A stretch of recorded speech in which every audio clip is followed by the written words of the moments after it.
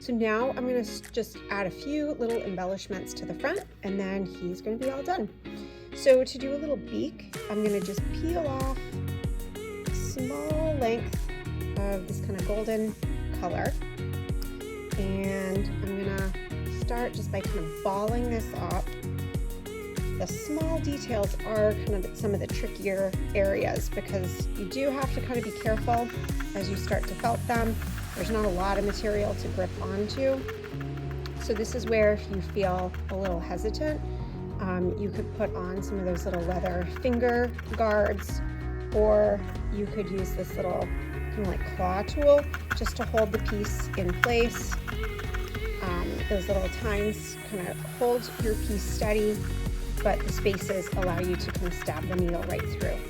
At the beginning, I'm really not too concerned with shape. I just want to kind of start felting this into a little ball. Then once it's kind of holding its shape, then I can start to form it into the desired shape that I'm after. Okay, so I'm pretty happy with the shape of that.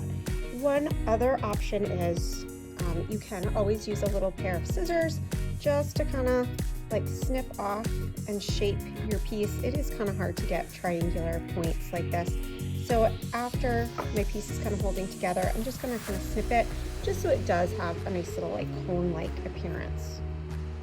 Now that I'm ready with the basic shape, I'm going to just kind of take some of these loose ends, twist them together as best I can, and then kind of place it where I want it on my little penguin's head.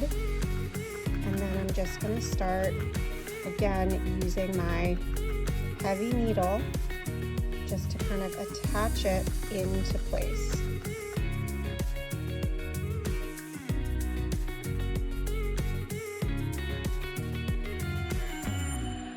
Finally, we could go ahead and add some eyes. I could absolutely do this just with a little bit of black or any color I want. Just kind of pinch and roll a little tiny ball and then kind of tack it down in place.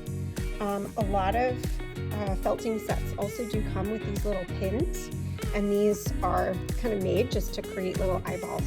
So however you want to add eyes is totally fine. For this little project, I'm going to just pop in some pins. I'm going to place them where I want. And then it does take a little bit of effort just to kind of squish them down into place.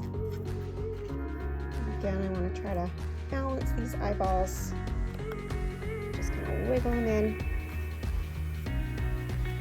There we go. So now my little penguin is mostly complete. I'm going to stop here for the tutorial. I could add some feet. If you wanted your project to kind of balance and not tip over, you can always smooth out the bottom just by continuing to felt until it's a nice kind of flat, smooth bottom, just so it doesn't topple over. But hopefully this tutorial gave you a good overview of the different felting tools and equipment and some of the basic techniques that you'll need to get started on your first felting project. Good luck!